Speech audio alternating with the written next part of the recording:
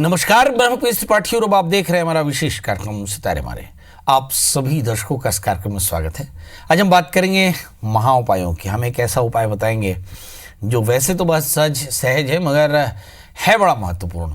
इस पर एकदम विस्तार से चर्चा होगी कि क्या करना चाहिए, कैसे करना चाहिए, क्यों करना चाहिए और कब करना चाहिए, किन किन परेशानियों के लिए क्या क्या करना चाहिए, ये सब भी बताएंगे। मगर इसके अलावा आपके फ़ोन कॉल्स भी होंगे, सीधे फ़ोन करके अपने प्रश्न पूछ सकते हैं। हमारा फ़ोन नंबर है 07714008777। अब से आधे घंटे तक लगातार ये फ़ोन लाइन खुली रहेगी और हमें आपके फ़ोन का इंतज़ार रहेगा। तो चलिए कार्यक्रम की शुरुआत करते हैं, जानते हैं आज का पंचांग। आज शुभ संवत 2076 शकुनी 141 सूर्य दक्षिणायन का माघ महीने की कृष्ण पक्षी द्वितीया तिथि और दिन रविवार। आज द्वितीय 8:13 तक, पुष्य नक्षत्र होंगे 11:50 तक। आज चंद्रमा कर्क राशि में होंगे। आज का राहु काल 4:17 से 5:39 तक होगा। तो दोस्तों ये तो था पंचांग, और अब बात करते हैं नमक की। जी, नमक जो नमकीन होता है, पर यह सिर्फ आपके शरीर को ही संतुलित नहीं बनाता बल्कि आपके घर को भी संतुलित करता है। नमक में ऐसी शक्ति होती है जो न सिर्फ आपके घर को ही सकारात्मक ऊर्जा से भर देती है, साथ में आपके अंदर में भी सब प्रकार की समृद्धि लाती है। तो आज हम चर्चा करेंगे नमक के बारे में। नमक के वो महा उपाय ज्योतिष और वास्तु के नजरिए से क्या क्या हो सकते हैं, इस पर चर्चा करेंगे।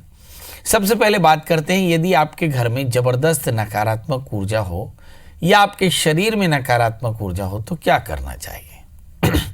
तो एक मुट्ठी नमक ले, सिर से पांव तक क्लॉकवाइज घुमा दें 3 बार और उस नमक को जल में बहा दें, तो आपके शरीर की नकारात्मक ऊर्जा समाप्त हो जाती है। यदि आपके घर में राहु जैसे ग्रहों का प्रभाव हो, राहु आपकी जन्म कुंडली में लग्न 3, 4, 5वें भाग्य स्थान 11वें स्थान में बैठ जाए या लग्नेश, तृतीयेश या भाग्येश के साथ बैठ जाए, ऐसी स्थिति में आपके घर में जबरदस्त नकारात्मक ऊर्जा होती है। ऐसी स्थिति में क्या करना चाहिए। ऐसी स्थिति में चाहिए कि आप नमक का थोड़ा सा हिस्सा पानी में डाल दें और उस पानी से आप घर में पोछा लगाएंगे तो आप देखेंगे कि उसे जो नेगेटिव एनर्जी वो दूर होती है। यदि आपके घर में लगातार ऐसा लगता हो कि लोग बीमार पड़ रहे हों, परेशान हो रहे हों, तो क्या करना चाहिए। तो शीशे के एक बर्तन में नमक डाल करके खोल करके घर के किसी कोने में रख देना चाहिए। वैसे कहते भी हैं कि नमक मॉइस्चर एब्जॉर्ब करता है, इसलिए जहाँ पर बहुत ज़्यादा सीलन हो वहाँ भी ये प्रयोग किए जा सकते हैं। यदि आप अपने घर में तो ठीक मगर व्यापार में परेशान हो तो ऑफिस या दुकान के मुख्य द्वार पर तिजोरी के ऊपर डली वाला नमक लाल कपड़े में बांध करके टांग दें तो आप देखेंगे बरकत भी बढ़िया होगी और परेशानियां भी कम होंगी। यदि आप राहु और केतु जैसे पाप ग्रहों के प्रयोग से या उनके प्रभाव से परेशान हो तो क्या करना चाहिए। रात को सोने से पहले गुनगुने पानी में नमक मिला करके हाथ पैर धोएं तो आप देखेंगे कि सभी प्रकार के ग्रह दोषों से आपको मुक्ति मिल जाएगी। तो दोस्तों ये आपने देखा कि नमक एक बड़ी आसान सी चीज़ जो आपके किचन में मिलती है, मगर असल में ये आपके शरीर और आपकी दुनियादारी में बड़ी काम की चीज़ है। थोड़ा सा नमक आपकी ज़िंदगी बदल सकता है। बचपन में भी हमारी माँ राई नून भटकटैया फट इस तरह से बच्चों को नज़र उतारा करती थी नमक और मिर्च से, नमक और पीली सरसों से। हाँ, आज भी वही उपाय हैं। थोड़ा सा नमक आपके चारों तरफ फेर दें तो आपके अंदर की सारी नेगेटिव एनर्जी दूर हो जाती है, और इस नमक को घर के चारों तरफ फेर के तो आपके घर की नेगेटिव एनर्जी दूर होती है। तो दोस्तों ये छोटा सा उपाय ज़रूर करें। और अब बात कर लेते हैं 12 राशियों की। 12 राशियों में देखते हैं कि ग्रहों का क्या फल होगा। बात करते हैं दोस्तों मेष और अरीस की। अगर हम इस राशि के जातकों की चर्चा करें तो कुछ चीज़ें दिखाई पड़ती हैं। नंबर 1, शुक्र। हमने शुक्र पर एक पूरा शुक्र के ट्रांजिट पर एक एपिसोड किया था, तो उसका मेष राशि वाले जातकों पर क्या असर पड़ता है।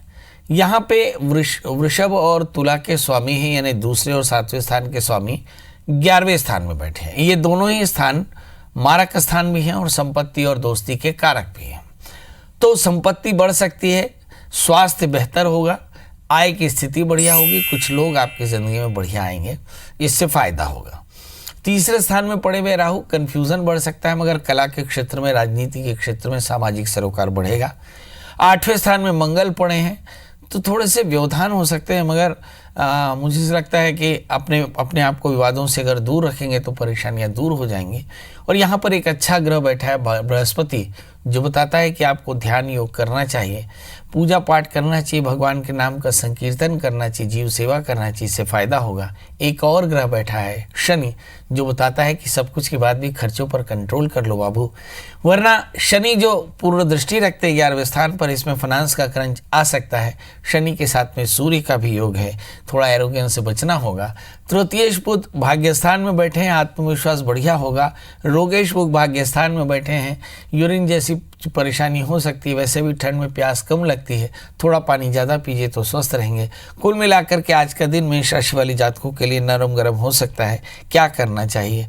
इस राशि वाली जातकों के लिए बहुत आसान सा उपाय हम बता रहे हैं कि नंबर 1, भगवान गणपति का पूजन करें, गणपति अथर्वशीर्ष का पाठ करें, हरी मूंग का दान करें या मूंग से बनी मिठाइयाँ बच्चों में बांटें तो आज का दिन बेहतर होगा। बात कर लेते हैं दोस्तों वृषभ राशि की। इस राशि के जातकों के लिए भी कुछ हो रहा है। आइए देखते हैं। एक तो 8वें स्थान में शनि केतु हैं, वाहन चलाते समय थोड़ा सावधान रहिएगा। 8वें स्थान में बृहस्पति बैठे हैं, बेवजह के विवादों से बचिएगा। इसी राशि वाले जातकों के लिए दूसरे स्थान में पड़े हुए राहु, जो बताते हैं कि शॉर्ट टर्म इन्वेस्टमेंट से बचिएगा। किसी को उधार देते समय याद रखिए कि परेशानी है। इस समय मंगल 7वें स्थान में है। नए लोगों के साथ कुछ नए पार्टनरशिप की संभावनाएं बन सकती हैं। दशम स्थान में शुक्र पड़े हैं, लाभ की स्थिति है, पर आपके जीवन में ऋण, रोग, व्याधि, शत्रुता का प्रभाव बढ़ सकता है। क्या करना चाहिए? बहुत आसान काम, राहु के मंत्र जप करें, भगवान शिव का पूजन करें, बीमारों में दवा का वितरण करें तो आज का दिन आपके लिए बेहतर होगा। बात कर लेते हैं दोस्तों मिथुन राशि की। असल में बवाल इसी राशि में है, राहु बैठे हैं। कहते हैं राहु है कालाधिपति, मतलब सबसे ज़्यादा परेशानी मिथुन राशि वाले जातकों को, क्योंकि लग्न में राहु पड़े हैं। अगर लग्नस्थ राहु की बात करें तो स्वभाव में थोड़ा सा गुस्सा, थोड़ा सा कन्फ्यूज़न, थोड़ी सी परेशानी, उलझने, ये सारी दिखाई पड़ती हैं। स्थान परिवर्तन के योग बन सकते हैं। कुछ अच्छे दोस्त आपकी ज़िंदगी में बेहतरी के लिए प्रयास करेंगे। वहीं पर भाग्य शनि सप्तम स्थान में है। कुछ दुश्मन भी शत्रु के रूप में बैठ करके आपको परेशान कर सकते हैं। कुल मिलाकर के परेशानी के योग हैं। क्या करें? गाय को आहार दें, केतु के मंत्र का जप करें तो आज का दिन आपके लिए बेहतर होगा। बात कर लेते हैं दोस्तों कर्क राशि की।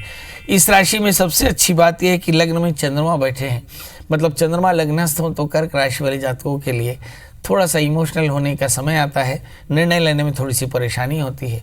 12वें स्थान के राहु परेशानियां दे सकते हैं, हानियां दे सकते हैं। 6ठे स्थान के शनि केतु अब रूटीन में आपको एक्सीडेंट या चोटें दे सकते हैं। मंगल की बात किए लेते हैं। इस राशि वाले जातकों के लिए मंगल 5वें स्थान में बैठे हैं, तो कोशिश ये करें कि संतान को लेकर कुछ बढ़िया निर्णय कर सकते हैं।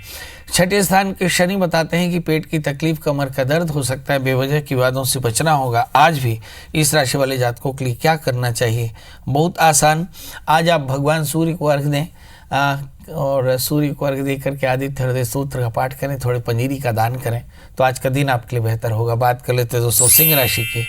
इस राशि वाले जातकों के लिए देखते हैं कि लग्नेश शनि इस समय धनु राशि में होकर के बैठे 5वें स्थान में, तो मुझे ऐसा लगता है कि थोड़ा सा स्वभाव का एरोगेंस, ज़्यादा पैनिक हो सकता है। 11वें स्थान में राहु है। रूटीन में ज़बरदस्त लाभ होगा, सरकार से फ़ायदा हो सकता है, ज़बरदस्त पीआर होगा। इस राशि वाले जातकों के लिए देखते हैं कि सामाजिक प्रतिष्ठा भी बेहतर होगी। चंद्रमा की स्थिति देखें, 12वें स्थान में चंद्रमा है। नींद की परेशानी हो सकती है, खर्च की परेशानी हो सकती है, निर्णय लेने में थोड़ी सी तकलीफ हो सकती है। क्या करना चाहिए? बड़ों की सलाह का अमल करना चाहिए। क्या करें? चंद्रमा के मंत्र का जप कर लें, दूध और चावल का दान करें, यानी खीर का दान करें तो आज का दिन बेहतर होगा। बात कर लेते हैं दोस्तों कन्या राशि की। इस राशि वाले जातकों के लिए देखें कि लग्नेश बुध हैं और लग्नेश बुध धनु राशि में होकर के बैठे 4थे स्थान में, तो कन्या राशि वाले जातकों को परिवार को लेकर चिंता हो सकती है। इस समय अगर कन्या राशि वाले जातकों को देखें तो 3रे स्थान में मंगल है, आतुरता थोड़ी सी ज़्यादा होगी। इम्पेशेंट बिल्कुल ना हो। 4थे स्थान में बृहस्पति बैठे हैं, पेट की तकलीफ। 5वें स्थान में शुक्र बैठे हैं, संतान को लेकर चिंता हो सकती है। इस समय 11वें स्थान में चंद्रमा है, रूटीन में काफ़ी भावुक होंगे। भाग्य स्थान में पड़े हुए हैं, दशम स्थान में पड़े हुए राहु, जो बताते हैं कि इस समय रूटीन में काफ़ी उलझने भी हो सकती, कामकाज में थोड़ी उलझने हो सकती। क्या करना चाहिए? बिल्कुल आसान, शनिश्चर मंत्र का जप करें, काले तिल काले उड़द का दान करें तो आज का दिन बेहतर होगा। बात कर लेते हैं दोस्तों तुला राशि की। बेवजह की विवादों से बचना होगा। देखिए, भाग्यस्थान में पड़े हुए राहु जो लगातार उलझने आपको दे रहे हैं। मंगल धन स्थान में बैठे हैं, संपत्ति के योग अच्छे हैं, मगर बेवजह के एक्सीडेंट की संभावनाएं बन सकती हैं। इस समय अगर 5वें स्थान के पड़े हुए शुक्र को देखें, संतान को लेकर थोड़े चिंतित हो सकते हैं। दशम स्थान के चंद्रमा बताते हैं कि वर्क प्लेस में होल्ड काफ़ी अच्छा रहेगा, मगर भाग्य स्थान के राहु लगातार उलझने देते रहेंगे। क्या करना चाहिए? आपको चाहिए कि आज हनुमान जी का दर्शन करें, पंजीरी का प्रसाद बांटें, हनुमान चालीसा का पाठ करें तो आज का दिन बेहतर होगा। बात कर लेते हैं दोस्तों वृश्चिक राशि की। लग्न में मंगल है और 8वें स्थान में राहु, दूसरे स्थान में शनि केतु बुध सूर्य। तो मुझे ऐसा लगता है इस राशि वाले जातकों के लिए विवादों से बचना ही सबसे महत्वपूर्ण बात होगी। पाकिस्तान में चंद्रमा पड़े हुए हैं, लग्न में मंगल पड़े हुए हैं, दो ग्रह स्वग्रही हैं, तो निश्चित तौर पर इस राशि वाले जातकों के लिए थोड़ा सा संबल जरूर है। अदरवाइज राहु के कारण दिमाग काम करना बंद कर दिया। आपको बता दें कि वृश्चिक राशि वाले जातकों के स्वामियों में एक हमारे देश के मुखिया भी हैं, वृश्चिक राशि उनकी भी है, लग्न में मंगल चंद्रमा भी है, जबरदस्त महालक्ष्मी योग उनके बैठा है। इस राशि वाले जातकों के लिए इस समय भी वही स्थिति है, लग्न में चंद्रमा है, लग्न में मंगल है और साथ इस समय दशम स्थान में चंद्रमा है। आर्थिक स्थिति बेहतर है, मगर बेवजह की विवादों से बच सके तो काफ़ी बेहतर होगा। गुस्सा बिल्कुल ना करें, वाणी पर संयम रखें। अगर हम 8वें स्थान में पड़े हुए राहु को देखें तो इसके चलते कई बार विदेश यात्राएं भी होती हैं, कई बार आकस्मिक हानियां भी हो सकती हैं, बच के रहना होगा। शनि की पूर्णदशी 4थे स्थान में, पेट की तकलीफ हो सकती है, आहार का संयम रखें। क्या करें जिससे सब कुछ बेहतर हो जाए? बड़ों का आशीष लें, बृहस्पति के मंत्र का जप करें, थोड़े लोकतांत्रिक हो जाएं तो सब कुछ बेहतर होगा। बात कर लेते हैं दोस्तों धनु राशि की। लग्न में गुरु शनि केतु और सूर्य बुध पड़े हैं, मतलब कुल मिलाकर के आपको खुद के काम पर संतुष्टि नहीं होगी, मतलब खुद के काम से संतुष्ट हो सकते हैं, तनाव थोड़ा सा ज्यादा होगा। किसी भी प्रकार के व्यसन से अपने आप को बचा कर चलें। इस राशि वाले जातकों के लिए बुरी बात है कि 8वें स्थान में चंद्रमा है, और एक अच्छी बात है कि 12वें स्थान में मंगल है। मंगल के कारण नींद और चैन दोनों ही उड़ी होती, मतलब कुल मिलाकर के इस राशि वाले जातकों को सेहत का भी ध्यान रखना होगा, अपने कर्मों पर भी नज़र रखनी होगी, वरना परेशान हो सकते हैं। इस समय हम देखें कि बृहस्पति लग्नस्थ हैं, आपकी इंटेंशन बहुत अच्छी है, इसलिए कुल मिलाकर बेहतर इंटेंशन से बहुत बढ़िया कर पाएंगे। बस एक चीज़ याद रखें कि इस समय अपने काम पर थोड़ी सी नज़र रखें, आलस्य बिल्कुल न करें, लगातार प्रयास करते रहें। इसके अलावा भगवती महामाया के दर्शन करें, महामाया के लिए दुर्गा स्तुति का पाठ करें और मसूर की दाल का दान करें तो आज का दिन बेहतर होगा। बात कर लेते हैं मकर राशि की। अगर हम 12वें स्थान में पड़े हुए 5 ग्रहों को देखें तो ऐसा लगता है कि काफ़ी परेशानियां हैं, मगर इंतज़ार की घड़ियां धीरे धीरे समाप्त हो रही हैं। मुझे ऐसा लग रहा है कि अब मकर राशि के जातक उस तरफ पहुंच रहे हैं जहां बहुत जल्दी ही पंडित जी की सारी प्रेडिक्शन जो है वो उल्टी होने वाली है। और मैं ये कहने वाला हूं कि भाई और बहनों, 12 राशियों में सबसे अच्छी राशि है मकर, मगर इस वक्त वही बात है कि 12 राशियों में सबसे ज़्यादा परेशानी वृषभ और मकर राशि वाले जातकों के लिए है, जहां पर सारे ग्रह 8वें और 12वें पड़े हैं। मतलब कुल मिलाकर के इस राशि वाले जातकों को रूटीन में थोड़ी सावधानी रखनी होगी। एक बहुत अच्छी बात है कि 11वें स्थान में मंगल है, ज़बरदस्त एनर्जी है जिसको इस्तेमाल करके आप बेहतर कर सकते हैं। इस समय एक अच्छी बात यह है कि 7वें स्थान में चंद्रमा, कुछ अच्छे दोस्त मिलेंगे।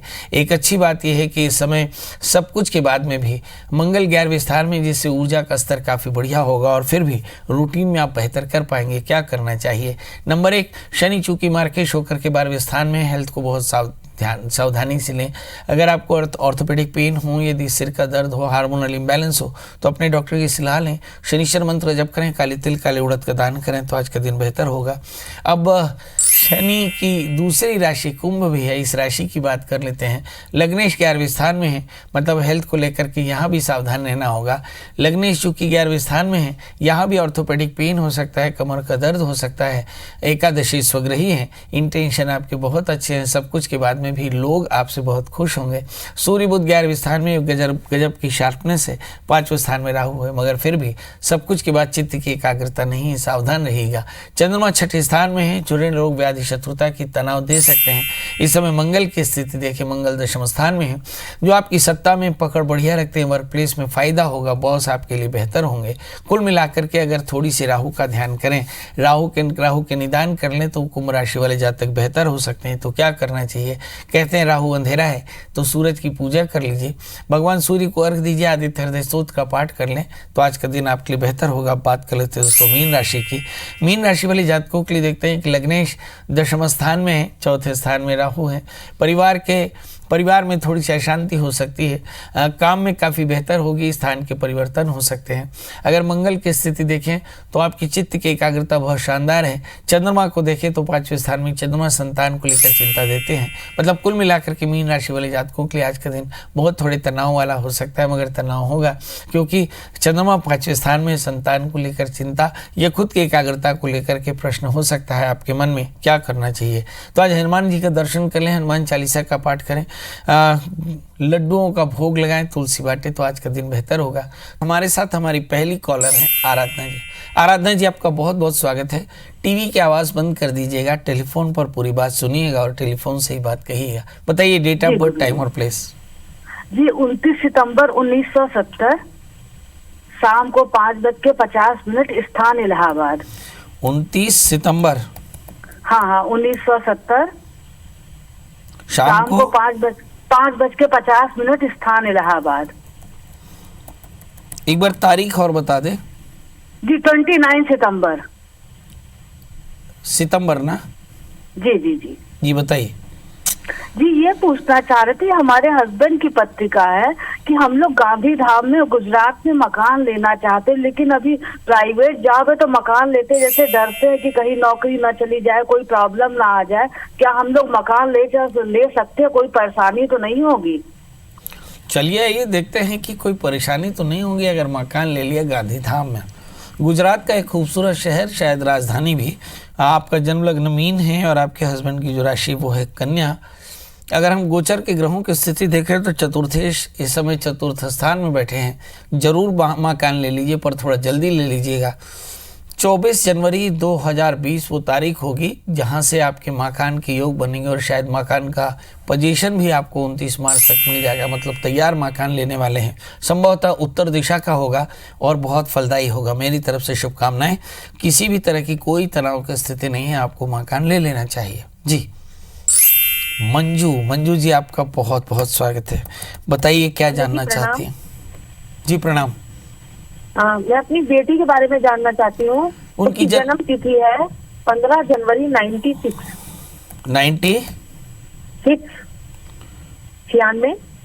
और 6:55 शाम का जयपुर राजस्थान में जन्म हुआ है।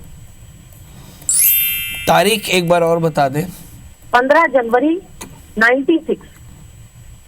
93 या 6? 96। 96। बताइए क्या जानना चाहते हैं? 6:55 शाम का जयपुर राजस्थान। मैं जानना चाहती हूँ पंडित जी, अभी वो बाहर पढ़ने का उसका एडमिशन हो गया, अभी वो बाहर पढ़ने गई है मास्टर्स करने, तो वो वहीं पे जॉब करेंगी या इंडिया में करेंगी और उसकी पढ़ाई कैसी होगी? हमारे बहुत सारे दर्शक इस प्रश्न को करते हैं। आइए ज्योतिष का कोई तजुर्बा भी आपको बता दें, प्रश्नों का जवाब तो हमेशा ही देते हैं। एक प्रश्न आता है, हमारे बहुत सारे दर्शक ये जानना चाहते हैं कि भाई हम क्या विदेश में रह सकते हैं? क्या विदेश यात्राएं हो सकती हैं? क्या विदेश में सेटल हो सकते हैं? थोड़ा सा इस प्रश्न का विस्तार देखिए। विदेश में आप तभी रहेंगे जब देश में आपका घर नहीं बनेगा, यानी चतुर्थेश आपका खराब स्थान में हो जाए। चतुर्थेश अगर कहीं 12वें हो जाए, अपने स्थान से 12वें हो जाए, 6ठे 8वें 12वें बैठ जाए, तो आप जान लीजिए कि आपका घर देश में नहीं बनने वाला। तो अब सवाल यह है कि क्या विदेश में सेटल हो जाएंगे? तब आप देखिए कि भाग्येश आपका बली है। यदि भाग्येश बली है तो निश्चित तौर पर जानिए कि आपका बच्चा विदेश में बसने वाला है। आपके बच्चे के केस में आप देखिए कि चतुर्थेश शुक्र है उनके, वो 8वें स्थान में बैठे हैं, मतलब पक्के तौर पर विदेश में जाएंगे। पर दूसरा प्रश्न ये है कि क्या लौट कर आएंगे? भाग्येश बृहस्पति 6ठे स्थान में है जी, लौट कर आएंगे, मगर बहुत दिन बाद ये लौट कर आएंगे। मतलब काफ़ी सारा वक्त इनका विदेश में कटने वाला है। मेरी तरफ से शुभकामनाएं। इस बच्चे को विदेश में स्थायी होने के लिए क्या करना चाहिए। यदि विदेश में ये स्थायी होना चाहे तो इसे 4 कैरेट का टोपाज या 4 कैरेट का पुखराज पहना दें और इसे कहें कि रोज केतु के मंत्र का जप करें, ओम कें केतवे नमः, तो आप देखेंगे ये विदेश में सेट भी हो सकती है। अगर विदेश में सेट नहीं होना हो तो फिर पुखराज उतार दीजिएगा, तो फिर वापस स्वदेश आ पाएंगे। जी राकेश जी हैं। राकेश जी आपका बहुत बहुत स्वागत है, बताइए क्या जानना चाहते हैं। सर मेरा जन्म तिथि है 28 अगस्त 69 मंदसौर। 6 मेरी जन्म तिथि है 28 अगस्त 69 मंदसौर। 28 अगस्त। हाँ 28 अगस्त ना।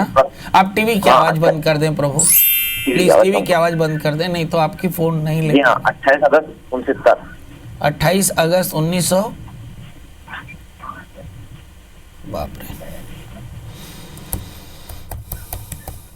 एक बार फिर से बता दें। 28 अगस्त 1969। इंग्लिश में बोल दें, शायद मैं समझ पाऊं। 69। 28 अगस्त 1969 जी, 69। समय सुबह 7:35 मंदसौर। जी बताएं क्या जानना चाहते हैं। स्वास्थ्य के थोड़ा खराब चल रहा है, स्वास्थ्य के लिए आप बताइए। चलिए आइए देखते हैं स्वास्थ्य कैसा रहेगा। फिलहाल तो हमारा स्वास्थ्य खराब है। आपका जन्म लग्न सिंह है और आपकी जो राशि है वो है कुंभ। रोगेश शनि है, नीचस्थ होकर के बैठे भाग्य स्थान में, तो एलर्जी हो सकती है, खासकर यूरिन की एलर्जी, कमर का दर्द, बदन का दर्द, हाइपर एसिडिटी, इससे ऑर्थोपेडिक पेन क्रिएट हो सकता है जिसको कहते हैं आर्थराइटिस। आर्थराइटिस माने रूमेटाइड या गाउट हो सकता है। इस समय आमतौर पे यूरिक एसिड बढ़ सकता है, कोशिश करें। प्रोटीन का एक्सेस भी आपके लिए पैनिक हो सकता है। क्या करना चाहिए? पहली बात तो पानी थोड़ा बढ़िया पीजिए। दूसरी बात, तिल के तेल से भगवान शिव का अभिषेक करिए और जो तिल का तेल बच जाए, मतलब अभिषेक तो हो, उसे संभाल कर रखिए और एक बोतल में यदि 1 बूंद एक नाक में, 1 बूंद एक नाक में, 4 बूंद शरीर में लगा करके नित्य स्नान करिए। आप देखिएगा कि इससे काफ़ी हद तक आपको राहत मिलेगी। एक और भी बात है कि इसकी परेशानी खट्टे और तीखे से होती है, मतलब आहार पर थोड़ा संयम रखना होगा। काले तिल, काली उड़द का दान करना होगा, तो इससे कष्टों की निवृत्ति होगी। यदि परेशानी ज़्यादा हो तो एक 12-13 कैरेट का मूंगा और एक 4 कैरेट का टोपैज पहन लें तो आपको फ़ायदा होगा। तो अब आपसे विदा लेने का समय, घड़ी कहती है कि अब चलना चाहिए। जाते जाते वही एक बात कि प्रश्न अभी ख़त्म नहीं हुए, जवाब अभी ख़त्म नहीं हुए, मगर सवाल ये है कि आपसे विदा लेना होगा इस वादे के साथ कि हम कल फिर मिलेंगे।